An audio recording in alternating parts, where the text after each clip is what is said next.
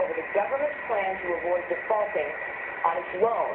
Is that the unemployment keeps rising, and it has to keep rising just because you have an excess supply of goods, which is this is all borrowed money that are... And that debt is owned by banks in other countries. In the form of a diffusion personal filter cigarette that delivers the taste, and 45 malt liquor. Are you hot? Quite some time ago, last military I first learned it from my grandmother. Moja stará mama bola úžasný človek.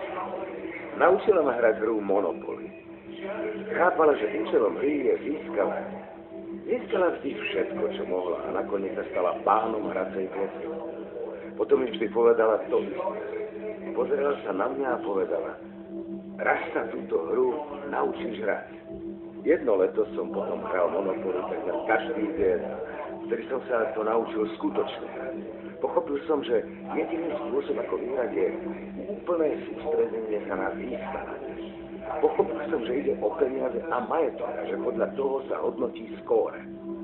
A na konci tohto leta som bol bezohľadnejší ako moja matka. Bol som pripravený obísť pravidlá, len aby som tú hru vyhral. A ešte v tú jeseň sme si spolu sadli a hrali. Zobral som jej všetko, čo mala. Videl som, ako mi odovzdáva posledný dolár a vzdáva sa po úplnej prehre. Potom ma naučila ešte jednu vec. Povedala: a teraz to všetko pekne odlož späť do škatule.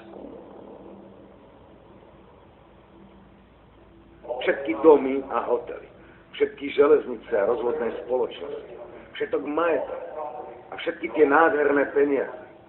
Všetko to pekne odlož do škatule. Nič z toho nebolo v skutočnosti tvoje. Na chvíľu ťa táto hra úplne pohltila, ale ona tu už bola dávno predtým, ako si sa ju začal hrať. A bude tu ešte dlho po tebe. Hráči prichádzajú, hráči odchádzajú. Domy a autá, majetok a oblečenie a dokonca aj tvoje telo.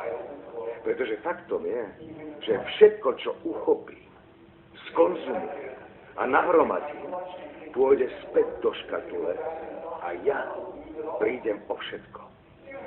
Musíte sa teda sami seba spýtať, keď konečne dosiahnete to najvytúženejšie povýšenie, keď spravíte ten najvýhodnejší obchod, keď si kúpite ten najlepší dom, keď si zabezpečíte finančnú istotu, keď sa vyšpláte na ten najvyšší stupienok na rebríku úspechu, ktorý dokážete dosiahnuť. A vzrušenie sa vytratí. A to si buďte istí, že sa vytratí. Čo potom? Ako dlho musíte kráčať touto cestou, kým uvidíte, kam vedie? Určite vám je jasné, že nikdy nebudete mať dosť. Tak musíte sami sebe položiť otázku. Na čom skutočne záleží?